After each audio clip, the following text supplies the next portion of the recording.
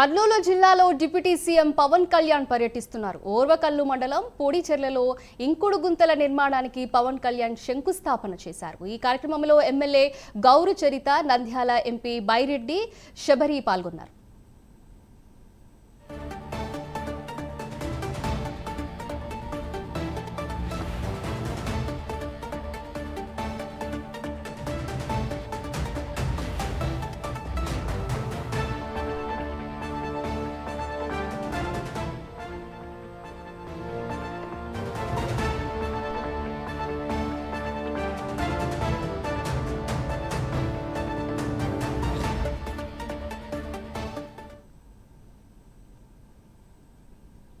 కర్నూలు జిల్లాలో deputy CM Pawan Kalyan పర్యటిస్తున్నారు. ఇప్పుడు ఆ లైవ్ చూద్దాం.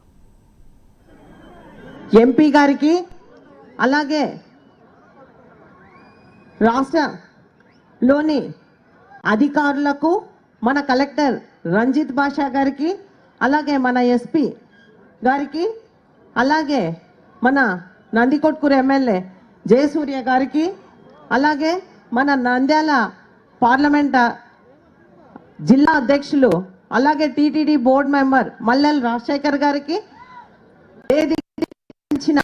పెద్దలందరికీ, పాణ్యం నియోజకవర్గంలోని జనసేన పార్టీ నాయకులకు, కార్యకర్తలకు, తెలుగుదేశం పార్టీ నాయకులకు, కార్యకర్తలకు, బీజేపీ పార్టీ నాయకులకు, కార్యకర్తలకు, ఇక్కడికి విచ్చేసిన పాణ్యం నియోజకవర్గంలోని కుటుంబ సభ్యులందరికీ, నా ఓర్వకల్లు మండలంలోని మహిళా మండలకు అందరికీ పేరు పేరున హృదయపూర్వకంగా కృతజ్ఞతలు తెలియజేసుకుంటున్నాను.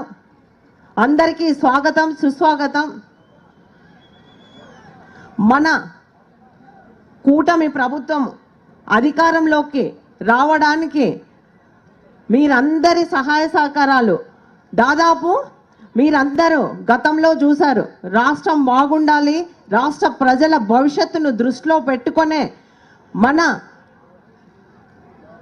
గౌరవ ఉప ముఖ్యమంత్రి గారు ఈ రాష్ట్ర ప్రజల కోసం, ఈ రాష్ట్ర భవిష్యత్తు కోసమే ఆ రోజు జత కట్టి మీ అందరి ఆదరామానాలతో మనమంతా కూటమిగా ఏర్పడి గతంలో ఎన్నడూ లేనుగా 164 సీట్లు మనం కైవసం చేసుకోవడం జరిగింది.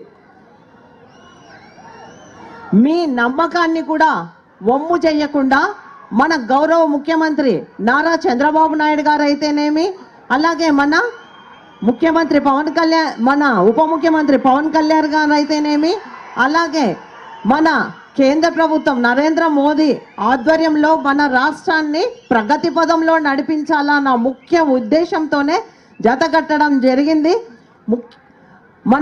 మనది 2014లో మనం రాష్ట్రం విడిపోయాము. ఆ రాష్ట్ర విభజనలో మనకు జరిగిన నష్టానికంటే గత 5 ఏళ్ల వైసీపీ పాలనలో మనం మరింతగా నష్టపోవడం జరిగింది. కాబట్టి మన ప్రభుత్వం అధికారంలోకి వచ్చిన తర్వాత ఎన్నికల్లో ఏవైతే హామీలు ఇచ్చామో ఆ హామీలన్నింటినీ నెరవేర్చే దిశగా సూపర్ 6 పథకాలను అమలు చేస్తూ మన కూటమి ప్రభుత్వం ముందుకెళ్తా ఉందని తెలియజేస్తా ఉన్నా. అంతేకాకుండా ముఖ్యంగా గ్రామాలు అభివృద్ధి చెందితేనే రాష్ట్రం అభివృద్ధి చెందుతుంది అన్న ముఖ్య ఉద్దేశంతోనే గతంలో చూసాం. రాష్ట్ర వ్యాప్తంగా మన ప్రభుత్వం అధికారంలోకి వచ్చిన తర్వాత ఒకే రోజు 13,326 గ్రామ పంచాయతీల్లో మనమంతా గ్రామ సభలు ఏర్పాటు చేసుకోవడం జరిగింది. ఇది ఒక రికార్డు. దేశంలోనే ఏ రాష్ట్రంలో కూడా ఒకే రోజు ఇంతగా మనము గ్రామ సభలు జరిపిన దాఖలాలు లేవు. అదొక రికార్డ్ అని కూడా ఈ సందర్భంగా మనం మీకు అందరికీ తెలియజేస్తున్నాం. ఆ సందర్భంగానే అందరం గ్రామ సభలో మన గ్రామానికి కావాల్సిన మౌలిక సదుపాయాలు ఏవైతే కావాలో అవన్నిటిని మనం ఆ రోజే తీర్మానాలు చేసుకోవడం జరిగింది. తర్వాత రాష్ట్ర వ్యాప్తంగా వైసీపీ ప్రభుత్వం గతంలో అధికారంలో ఉన్నారు. స్థానిక సంస్థలను నిర్వీర్యం చేశారు. కనీసం పంచాయతీ సర్పంచులు భిక్షమెత్తుకునే పరిస్థితి ఏర్పడింది. గ్రామాల్లో కనీసం నీళ్ళు ఇవ్వాలన్నా కాల్వల్లో ఉన్న చెత్త తీసేయాలన్నా అంత దయనీయమైన పరిస్థితి ఉండేది.